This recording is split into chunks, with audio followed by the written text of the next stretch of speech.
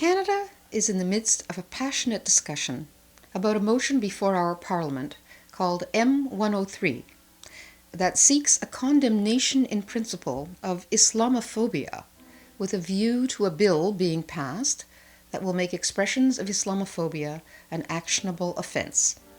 Of course, in spite of repeated requests, nobody behind the motion will actually define Islamophobia. Yet our government is determined to see this motion pass. Well, while I am still free to do so without penalty, I would like to make what might one day, not so far into the future, be construed as an Islamophobic statement. I am very disturbed by a growing phenomenon in the West that I would describe as hijab reverence.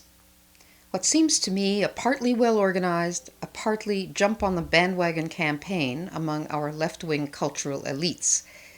Its objective is to make us feel guilty of a thought crime if we don't see the hijab as something beautiful and worthy rather than a symbol of women's submission to patriarchy. There is even an annual World Hijab Day, where the hijab is presented as totally benign, with all women encouraged to wear it for a day in solidarity with Muslim women. Go ahead, we're told. Just try it. You might like it. This is a form of proselytism that offends me, because, in my opinion, there is nothing wonderful or charming or women-friendly about the hijab.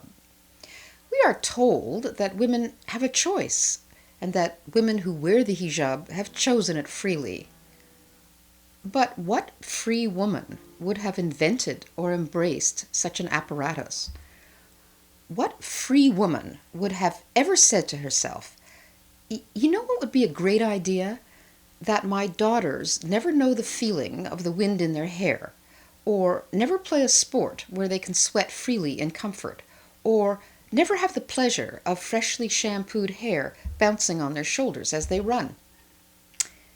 The hijab is not prescribed by Islam, as countless Islamic scholars have told us. It is a cultural custom invented by men in the most patriarchal regions of the planet. In its modern incarnation, it is often a political tool signaling anti-Western sentiment. It must be tolerated, obviously, but it is certainly nothing to be praised or encouraged at the official level in a free country. And yet, the hijab charm offensive is supported at the highest levels of governance with great enthusiasm. And lately, hijab reverence has captured the world's fashionistas. As my fellow rebel contributor Claire Lehman demonstrated in a recent video, the fashion world has taken up the hijab in a big way. Hijabs have become the accessory du jour on runways. One can understand the attraction for the industry. Muslims spent $266 billion on clothing and footwear in 2013, and that figure is expected to double by 2019.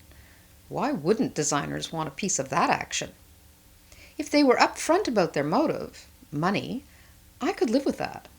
What I can't live with is the moralizing they spew about diversity and how fashion is for everybody. I will give Melanie Elturk of the fashion house Haute Hijab points for honesty at least. Elturk says, "Many believe fashion is frivolous and devoid of meaning.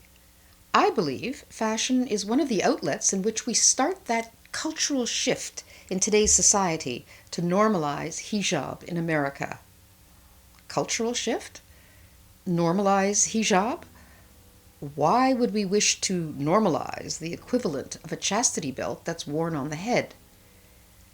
In every society in the world where the hijab is mandatory, it is meant as a statement that the wearer is sexually pure according to a fundamentalist interpretation of Islam. And it is also meant as a warning to males to keep their hands off her. It is by no means an innocent piece of cloth, and that fact will not be changed by any number of pretty, happy-clappy Muslim spokeswomen laundering its image, cheerfully insisting it is only about modesty, or that it is always voluntary, or even a choice that is compatible with feminist values. Hijab reverence by those privileged women in the West who can wear whatever they want, whenever they want, is insulting to every woman who is forced to wear the hijab or to suffer serious consequences. It's insulting, for example, to a young woman named Dorsa Derekshani. Dorsa Derekshani is an 18-year-old chess grandmaster. At a tournament in Gibraltar in January, she defied Iran's Islamic authorities and refused to wear a hijab. For this challenge to authority, she was removed from the chess team. The Interior Minister of Iran investigates more than 1 million women every year for refusing to cover their heads. In 2014, some brave Iranian women posted a video of themselves singing and dancing bareheaded. They were sentenced to a year in prison and 91 lashes, thankfully suspended. But those brave young women knew what their punishment could have been, and they went ahead anyways. That is courage that Western feminists should be celebrating. But where are they? On marches denouncing Donald Trump's sexism, which will have exactly zero impact on their personal lives. I dress modestly, and I always did, by Western standards. I'm the norm in my country, and my country will be better off if I stay the norm. When it comes to gender equality, I don't want to be culturally shifted, and I don't want my daughter or her daughters to be culturally shifted. In fact, I would prefer that girls wearing the hijab be encouraged to culturally shift, and that Muslim men who consider bareheaded women immodest also be culturally shifted. In one high-density Muslim enclave in Sweden, a sticker recently appeared in a public place reading, "Women who don't wear a headscarf are asking to be raped." Is that really an attitude we want to give the slightest opening to here? Apparently, for some useful feminist idiots and other progressives, the answer to that question is yes. Thanks for watching. To see other Rebel videos, click subscribe.